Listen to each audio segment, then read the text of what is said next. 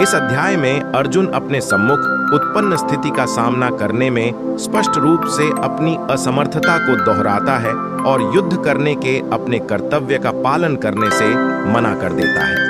तत्पश्चात वह औपचारिक रूप से श्री कृष्ण को अपना आध्यात्मिक गुरु बनाने और जिस स्थिति में वह स्वयं को पाता है उसका सामना करने के लिए उचित मार्गदर्शन प्रदान करने की प्रार्थना करता है। परम प्रभु उससे कहते हैं कि आत्मा जो शरीर के नष्ट होने पर भी नहीं मरती, ये अमृतत्व की शिक्षा देकर दिव्य ज्ञान प्रदान करते हैं। आत्मा एक जन्म से दूसरे जन्म में उसी प्रकार से शरीर परिवर्तित करती है जिस प्रकार से मनुष्य पुराने वस्त्र त्याग कर नए वस्त्र धारण करता है। इसके पश्चात श्री कृष्ण सामाजिक दायित्वों के विषय की ओर आगे बढ़ते हैं। वे अर्जुन को स्मरण कराते हैं कि धर्म की मर्यादा हेतु योद्धा के रूप में युद्ध लड़ना उसका कर्तव्य है। वे स्पष्ट करते हैं कि किसी के द्वारा अपने नैतिक कर्तव्यों का पालन करना एक पुण्य का कार्य है जो स्वर्ग जाने का द्वार खोलेगा, किंतु कर्तव्यों से विमुख होने से केवल तिरस्कार और अपयश प्राप्त होगा। लौकिक स्तर पर अर्जुन को प्रेरित करने के पश्चात श्री कृष्ण गहनता के साथ कर्म योग के ज्ञान पर प्रकाश डालते हैं। वे अर्जुन को फल की आसक्ति के बिना निष्काम कर्म करने की प्रेरणा देते हैं। फल की कामना से रहित कर्म करने के विज्ञान को वे बुद्धियोग या बुद्धि का योग नाम देते हैं। बुद्धि का प्रयोग मन को कर्म फल की लालसा करने से रोकने के लिए करना चाहिए। इस चेतना के साथ संपन्न किए गए कर्म बंधन युक्त कर्मों से बंधन मुक्त कर्मों में परिवर्तित हो जाते हैं। अर्जुन दिव्य चेतना में स्थित मनुष्य के लक्षणों के संबंध में जानना चाहता है। श्री कृष्ण उसे बताते हैं कि किस प्रकार से दिव्य चेतना में स्थित होकर मनुष्य आसक्ति, भय और क्रोध से मुक्त हो जाता है और सभी परिस्थितियों में उसकी इंद्रियां उसके वश में हो जाती है और उसका मन सदा के लिए भगवान की भक्ति में तल्लीन हो जाता है।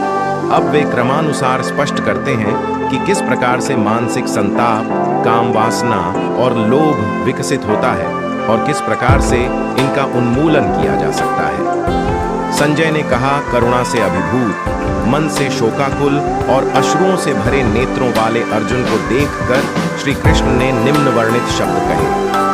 परमात्मा श्री कृष्ण ने कहा, मेरे प्रिय अर्जुन, इस संकट की घड़ी में तुम्हारे भीतर यह विमोह कैसे उत्पन्न हुआ? यह सम्माननीय लोगों के अनुकूल नहीं, इससे उच्च लोगों की प्राप्ति नहीं होती, अपितु अपयश प्राप्त होता है। हे पाप, अपने भीतर इस प्रकार की नपुंसकता का भाव लाना तुम्हें शोभा नहीं देगा। हे शत्रु विजेता, हृदय की तुच्छ दुर्बलता का त्याग करो और युद्ध के लिए तैयार हो जाओ। अर्जुन ने कहा, हे शत्रुओं के दमन करता, मैं युद्ध भूमि में कैसे भीष्म और द्रोणाचार्य जैसे महापुरुषों पर बाण चला सकता हूँ जो मेरे लिए परम पूजनीय है। ऐसे आदरणीय महापुरुष जो मेरे गुरुजन हैं को मारकर सुखपूर्वक जीवन व्यतीत करने की अपेक्षा तो भीख मांगकर इस संसार में जीवन निर्वाह करना अधिक श्रेयस्कर है। यदि हम उन्हें मारते हैं तो उसके परिणाम स्वरूप हम जिस संपत्ति और सुखों का भोग करेंगे वे रक्त रंजित होंगे। हम यह भी नहीं जानते कि इस युद्ध का परिणाम हमारे लिए किस प्रकार से श्रेयस्कर होगा, उन पर विजय पाकर या उनसे पराजित होकर। यद्यपि उन्होंने धृतराष्ट्र का पक्ष लिया है और अब वे युद्ध भूमि में हमारे सम्मुख खड़े हैं, तथापि उनको मारकर हमारी जीवित रहने की कोई इच्छा नहीं होगी। मैं किंकर्तव्य विमूढ़ हो गया हूँ और गहन चिंता में डूबकर कायरता दिखा रहा हूँ। मैं आपका शिष्य हूँ और आपके शरणागत हूँ। कृपया मुझे निश्चय ही यह उपदेश दें कि मेरा हित किसमें है।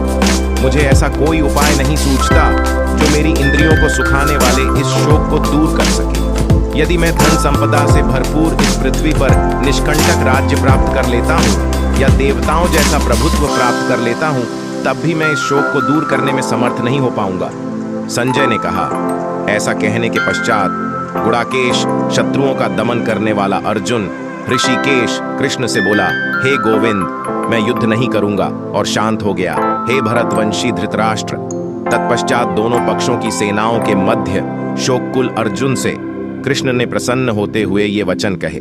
परम भगवान ने कहा, तुम विद्वत्तापूर्ण वचन कहकर भी उनके लिए शोक कर रहे हो जो शोक के पात्र नहीं है। बुद्धिमान पुरुष न तो जीवित प्राणी के लिए शोक करते हैं और न ही मृत के लिए। ऐसा कोई समय नहीं था कि जब मैं नहीं था या तुम नहीं थे और ये सभी राजा न रहे हों, और ऐसा भी नहीं है कि भविष्य में हम सब नहीं रहेंगे। जैसे देहधारी आत्मा इस शरीर में बाल्यावस्था से तरुणावस्था और वृद्धावस्था की ओर निरंतर अग्रसर होती है, वैसे ही मृत्यु के समय आत्मा दूसरे शरीर में चली जाती है। बुद्धिमान मनुष्य ऐसे परिवर्तन से मोहित नहीं होते।